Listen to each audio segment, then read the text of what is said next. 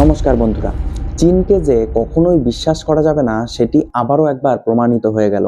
আমেরিকার পেন্টাগনের একটি গোপন রিপোর্টে চীনের এক সাংঘাতিক প্ল্যানকে ফাঁস করে দেওয়া হয়েছে, যেখানে বলা হয়েছে যে চীন শুধু ভারতের বিরুদ্ধে ষড়যন্ত্র করারই চেষ্টা করছে না, বরং অরুণাচল প্রদেশকেও চীনের অংশ করার দিবাস্বপ্ন দেখছে। তাই এখন প্রশ্ন ওঠা শুরু হয়েছে যে আর কতদিন আমরা এভাবে ওয়ান চায়না পলিসিকে মানব, যেখানে চীন সরাসরি ভারতের অখণ্ডতাকে চ্যালেঞ্জ করছে। যদিও যারা ভূ রাজনীতিকে মোটামুটি ফলো করেন তারা এটা খুব ভালো মতো জানেন যে ভূ রাজনীতিতে কোনো পার্মানেন্ট বন্ধু অথবা পার্মানেন্ট শত্রু হয় না, শুধু পার্মানেন্ট ইন্টারেস্ট থাকে। এবং সেই ইন্টারেস্টকেই যদি দেখি তাহলেও চীন এবং ভারতের বেশিরভাগ ইন্টারেস্টই যেন একদম একে অপরের বিপরীত মেরুতে অবস্থিত। এছাড়া এখন চীন যেভাবে নিজের কোর এজেন্ডাতেও বদল এনেছে এবং ভারতের সার্বভৌমত্বকে ছোট করার চেষ্টা করছে, তাতে চীনের সাথে ভারতের দ্বিপাক্ষিক সম্পর্কের ভবিষ্যৎ নিয়ে চিন্তিত অনেক বিশেষজ্ঞরাই। আপনারা তো জানেনই যে সাম্প্রতিক সময়ে ভারত এবং চীনের মধ্যে দ্বিপাক্ষিক সম্পর্ক কয়েক বছর আগের তুলনায় অনেকটাই উন্নত হয়েছে। 2024 সালের অক্টোবর মাসে ভারত ও চীন সীমান্তে পেট্রোলিং নিয়েও একমতে আসতে পেরেছে। তারপর থেকেই সীমান্ত উত্তেজনা ধীরে ধীরে কমেছে। তবে সাম্প্রতিক যেভাবে আবার অরুণাচল প্রদেশকে নিয়ে চীন নতুন নতুন মন্তব্য এবং ঘটনা ঘটাচ্ছে, তাতে চীন ঠিক কি চাচ্ছে সেটাই কেউ বুঝতে পারছে না। একদিকে তো তারা বলছে যে তারাও দুই দেশের মধ্যে সম্পর্কের উন্নতি চায়, আবার অন্যদিকে অরুণাচল প্রদেশের বাসিন্দাদেরকে চীনে এন্ট্রি দিচ্ছে না। এমনকি অরুণাচল প্রদেশকে ভারতের অংশ বললেও ভারতীয়দেরকে এয়ারপোর্টে আটকে হেনস্থা করা হচ্ছে। তাই চীন ঠিক কি চাচ্ছে? গোপন রিপোর্টে চীনের কোন কোন ভারত বিরোধী পরিকল্পনা ফাঁস করা হয়েছে এবং ভারত সরকারের কি চীনের সঙ্গে সম্পর্ককে ঠিক রাখার জন্য ওদের এই সব কর্মকাণ্ডকে মেনে নেওয়া উচিত? চীনের আসল গেম প্ল্যান ঠিক কি? চলুন খুব সহজে বুঝে নেওয়া যাক।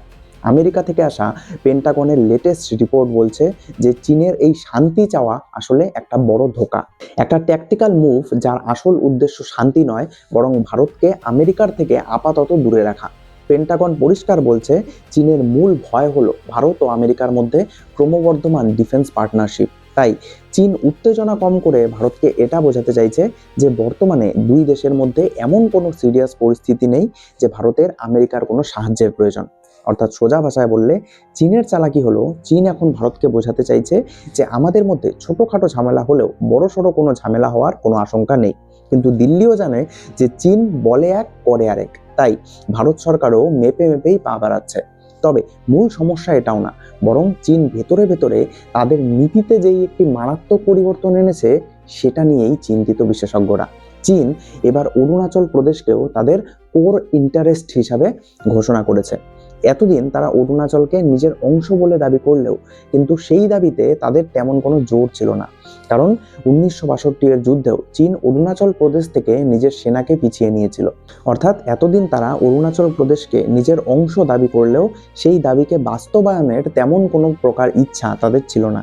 তবে এই নতুন রিপোর্ট অনুযায়ী এখন চীন নাকি অরুণাচল প্রদেশকেও তাইওয়ানের মতোই তাদের কোর ইন্টারেস্ট হিসাবে ঘোষণা করেছে। জিওপলিটিক্সে কোর ইন্টারেস্ট মানে হলো সেই এলাকা যার জন্য চীন যুদ্ধ করতেও প্রস্তুত, যেমন তাইওয়ান, সাউথ চায়না সি। তাই দেখবেন যে সাম্প্রতিক সময়ে চীন অরুণাচল ইস্যু নিয়ে যথেষ্ট আক্রমণাত্মক হয়ে গেছে। ভারতীয় নাগরিকদেরকে চীনের এয়ারপোর্টে আটকে টার্গেট পর্যন্ত করা হচ্ছে। রিপোর্ট বলছে বর্তমানে চীন অরুণাচল প্রদেশে জন্ম নেওয়া ভারতীয়দের ভিসা তো দিচ্ছেই না, উল্টো তাদেরকে এয়ারপোর্টে আটকে হেনস্থা করছে। যেমন নভেম্বরেই পেম ওয়াং থংডক নামে কর্মসূত্রে ইউকেতে বসবাসকারী এক ভারতীয়কে সাংহাই এয়ারপোর্টে 18 ঘন্টা আটকে রাখা হয়, কারণ তার পাসপোর্টে জন্মস্থান লেখা ছিল অরুণাচল প্রদেশ। কয়েকদিন আগেও একজন ভারতীয় ট্রাভেল ব্লগারকে 15 ঘন্টার উপর আটকে রেখে দিয়েছিল চীন, কারণ তিনি ভিডিওতে অরুণাচল প্রদেশকে ভারতের অংশ বলেছিলেন। তাহলে প্রশ্ন হচ্ছে চীন এটা ঠিক কেন করছে? আসলে তারা বিশ্বকে শোনাতে চায় যে অরুণাচল তাদেরই অংশ। তারা অরুণাচলের পাহাড়, নদ নদীর নাম পর্যন্ত বদলে দিচ্ছে। এমনকি এই রিপোর্টে অপারেশন সিঁদুরে চীনের ভূমিকাকেও ফাঁস করে দেওয়া হয়েছে। CNN নিউজ 18 এর রিপোর্ট এবং পেন্টাগনের তথ্য বলছে যে চীন পেছন থেকে পুরোপুরিভাবে এই সংঘর্ষে লিপ্ত ছিল। তারা পাকিস্তানকে রিয়েল টাইম ইন্টেলিজেন্স বা গোয়েন্দা তথ্য দিয়ে সাহায্য করেছে। চীন তাদের বিভিন্ন স্যাটেলাইটগুলি দিয়ে ভারতীয় বায়ুসেনার প্রতিটা পদক্ষেপে ট্র্যাক করে রিয়েল টাইমে পাকিস্তানকে জানাচ্ছিল। এছাড়া পাকিস্তান তাদের মিসাইল গাইডেন্সের জন্যও চীনের বাইডু নেভিগেশন সিস্টেমকে ব্যবহার করেছে। এমনকি পাকিস্তানের ডিফেন্স হার্ডওয়্যারের 81% এখন চীনের থেকেই নেওয়া। পেন্টাগন বলছে যে চীন পাকিস্তানকে ভারতের বিরুদ্ধে একটা প্রেসার ভালভ বা প্রেসার কুকারের ভালভ হিসাবে ব্যবহার করছে।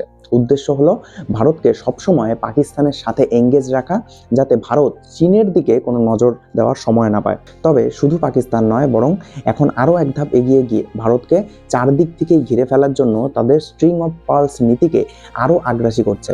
রিপোর্ট অনুসারে চীন বিশ্বের 20টি দেশে নতুন মিলিটারি বেস বা ঘাঁটি বানানোর কথা ভাবছে। এই লিস্টে আমাদের প্রতিবেশী বাংলাদেশ, মায়ানমার, শ্রীলঙ্কা এবং পাকিস্তানের নামও আছে। মায়ানমারে ঘাঁটি বানিয়ে তারা আমাদের আন্দামান নিকোবর দ্বীপপুঞ্জের ওপর নজর রাখতে যাচ্ছে। পাকিস্তানে ঘাঁটি বানিয়ে তারা ভারতের পশ্চিম দিকটাও ব্লক করতে যাচ্ছে। উদ্দেশ্য একটাই, ভারত মহাসাগরে ভারতের শক্তিকে কাউন্টার করা এবং মালাক্কা, হরমুজ ইত্যাদি প্রণালীতে তাদের শক্তিকে বৃদ্ধি করা। তবে এমনটাও নয় যে ভারতের কাছে এইসব ইনফরমেশন আগে থেকে ছিল না। ভারতের ইন্টেলিজেন্সের কাছে নিশ্চয়ই এইসব ইনফরমেশন আগে থেকেই আছে। তবে এটাও বলতে হচ্ছে যে যেভাবে আমরা ইন্টেলিজেন্স থাকা সত্ত্বেও বাংলাদেশ, নেপালের সরকার পরিবর্তনের মতো বড় বড় ডেভেলপমেন্টগুলিকে একদমই আটকাতে পারিনি, তাতে অনেক বিশেষজ্ঞরই মত যে এখন আমাদের বিদেশ নীতিকে আরও বেশি আগ্রাসী করার সময় এসে গেছে। চীনের স্ট্রিং অফ পার্লসের জবাবে ভারতও নেকলেস অফ ডায়মন্ডের স্ট্র্যাটেজি তৈরি করেছে ঠিকই, কিন্তু অরুণাচল প্রদেশ ইস্যু নিয়ে তেমন কোনো কংক্রিট প্রতিউত্তর এখনও দেওয়া হচ্ছে না।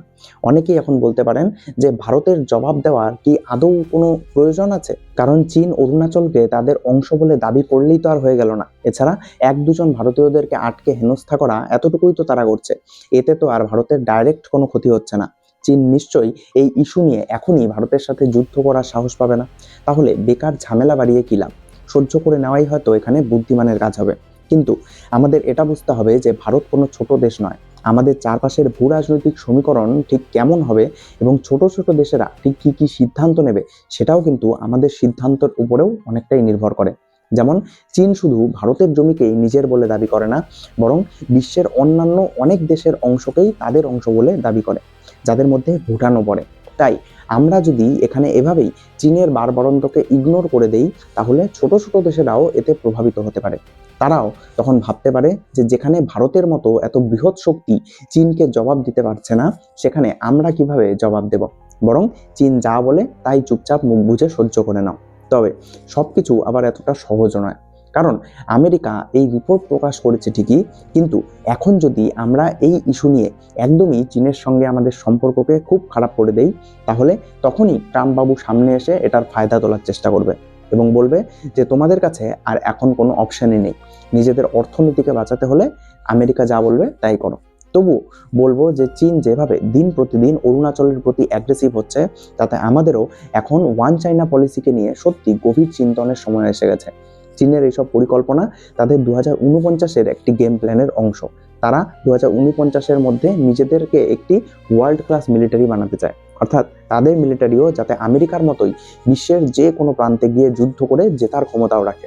এছাড়া এশিয়াতেও তারা তাদের প্রভাবকে বাড়াতে চায় এবং ভারতের প্রভাবকে কমাতে চায়। তাই পেন্টাগনের এই রিপোর্ট আরও একবার আমাদের চোখে আঙুল দিয়ে দেখিয়ে দিয়েছে যে লাদাখে সাময়িক শান্তি হলেও চীন তাদের দীর্ঘমেয়াদী পরিকল্পনা বা লং টার্ম গেম থেকে একদমই সরে আসেনি। তবে আপনাদের এই বিষয়ে ঠিক কী মত অবশ্যই কমেন্টে জানাতে ভুলবেন না, এবং আপনাদের কাছে একটাই রিকোয়েস্ট, একটি লাইক এবং সাবস্ক্রাইব অবশ্যই করবেন, কারণ এটি আপনাদের জন্য সামান্য মনে হলেও এটি সত্যি আমাকে আপনাদের জন্য আরও এমন নতুন নতুন বিশ্লেষণাত্মক ভিডিও নিয়ে আসতে অনুপ্রেরণা যোগায়। দেখা হচ্ছে পরের ভিডিওতে। ধন্যবাদ।